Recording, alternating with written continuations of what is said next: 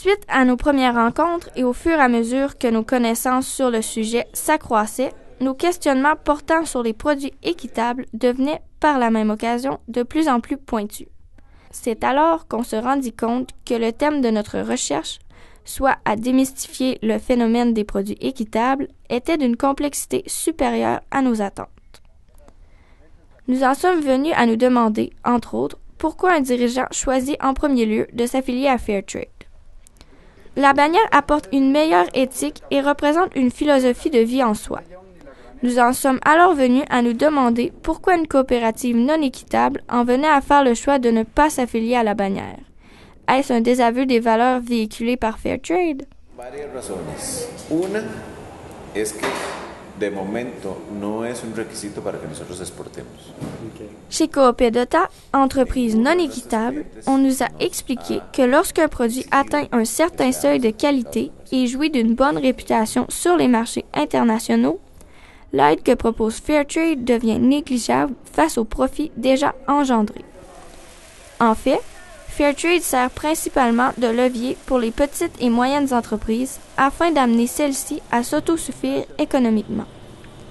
Donc, une entreprise de grande renommée, telle que Coopédota, proposant un café de grande qualité, ne retire plus réellement d'avantages commerciaux à s'affilier une fois propulsée.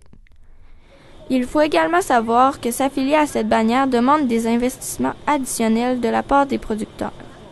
Donc, ne dépendant plus du soutien apporté par Fairtrade, Coopédota a décidé de voler de ses propres ailes. Nous avons quand même pu observer chez cette coopérative un courant de pensée similaire à celui vu chez les autres coopératives équitables, soit un souci réel pour l'environnement ainsi qu'un réinvestissement des profits dans la société. Les gens de Coopédota nous ont entre autres mentionné qu'ils ont déjà été affiliés à Fairtrade, qu'ils respectaient toujours les 10 principes de base et que cela a eu une influence positive sur les valeurs de l'entreprise. Maintenant, malgré une idéologie semblable des deux côtés, qu'en est-il des conditions de travail des dirigeants, producteurs et ouvriers des deux types de commerce? En ce qui concerne les dirigeants et les producteurs, elles sont relativement les mêmes. C'est au niveau des ouvriers qu'on a noté une différence.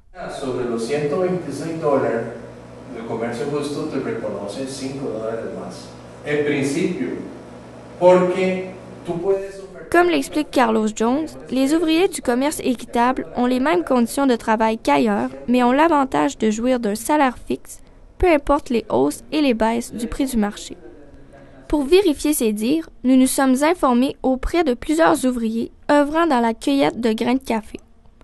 Lors d'une visite chez Coopé Libertidad, coopérative équitable, nous avons rencontré Johan qui nous a confirmé qu'il bénéficiait d'un salaire fixe. Cependant, lorsque nous avons voulu lui poser des questions supplémentaires au sujet des produits équitables, on a découvert un fait frappant que l'on retrouve chez la majeure partie des ouvriers. Ils sont soit très peu informés ou n'ont tout simplement pas de connaissance de l'existence du commerce équitable. Johan nous a ensuite expliqué ce phénomène en mentionnant que la majorité des ouvriers sont très peu éduqués et viennent en majorité de pays voisins où le salaire moyen est minime par rapport à celui rapporté comme cueilleur au Costa Rica. Donc, souvent, ils ne se posent pas de questions tant que la paye est bonne. Ils traversent la frontière et prennent ce qu'on leur offre.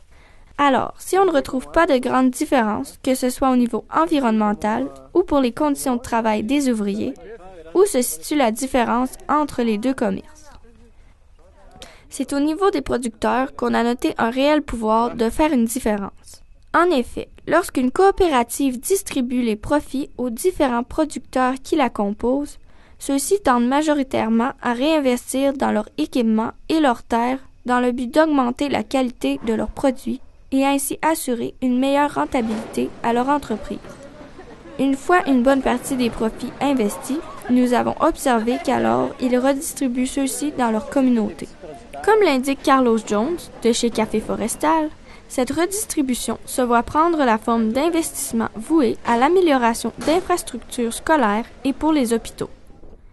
Certains fonds sont également utilisés afin de créer des bourses d'études pour les jeunes ou pour aider des jeunes entreprises de leur communauté à démarrer.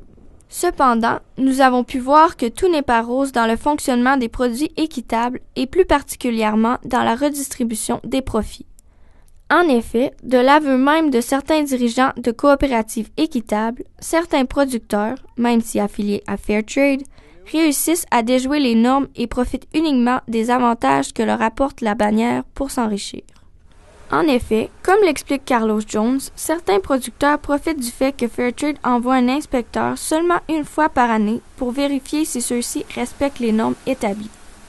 Une fois l'inspection passée, ceux-ci profitent des profits plus hauts engendrés par leur affiliation pour s'enrichir.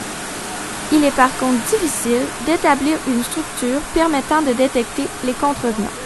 En résumé, et d'après les nombreuses rencontres et observations portées auprès des producteurs, dirigeants et ouvriers des commerces équitables et non équitables, nous en venons à la conclusion que la réelle différence entre les deux marchés se retrouve dans le fait que Fairtrade sert avant tout à aider les petites et moyennes entreprises à croître plus rapidement dans le but d'en faire bénéficier davantage leur communauté. Cependant, nous avons pu également voir que ce n'est pas parce qu'une entreprise est non équitable qu'elle n'a pas à cœur le bien-être de l'environnement, de ses employés et de sa communauté. Aussi, malgré les bonnes valeurs que Fairtrade tente d'inculquer, certains réussissent malheureusement à déjouer les mailles du système et ce, au détriment des autres. Mais ce n'est pas une généralité et comme nous avons pu le constater directement, certains ont réellement à cœur les principes défendus par cette organisation. Finalement, une dernière question fut posée aux personnes interrogées. En tant que consommateur nord-américain, que doit-on faire ou que doit-on penser du commerce équitable en sachant que certains en abusent ou que les coopératives non équitables ne sont pas nécessairement insensibles aux enjeux environnementaux et sociaux qui les entourent. Vender, que haya en los supermercados siempre haya bastante productos de comercio justo, porque es un mercado que está creciendo. D'après ce producteur de cacao, la solution idéale serait de s'informer sur les producteurs pour chaque produit équitable consommé. Cette solution reste cependant complexe. Porque es un mercado que crece entre un 30 y un 40% anual. Hay que tener productos. On sait également que Fairtrade est voué au développement des petites et moyennes entreprises car ce sont celles qui nécessitent le plus notre appui. Il y a donc matière à réfléchir lorsque des multinationales s'associent à la bannière Fairtrade. Est-ce dans le but d'encourager réellement les petits producteurs ou simplement pour hausser les ventes de leurs produits et ce à des fins monétaires? En somme, et d'après nos observations, nous croyons que pour toutes les répercussions positives contre seulement quelques-unes négatives, ça vaut la peine d'appuyer ce système. Nous avons vu les bénéfices qui s'y rattachent et dans un souci d'objectivité où nous avons gardé l'œil ouvert face à de possibles failles, nous croyons réellement que Fairtrade constitue un levier pour les petites et moyennes entreprises, permettant à celles-ci d'améliorer la qualité et la productivité de leurs produits ainsi que le sort de leur communauté. Nous vous encourageons donc à acheter équitable car il nous apparaît que ce commerce est utile et justifié.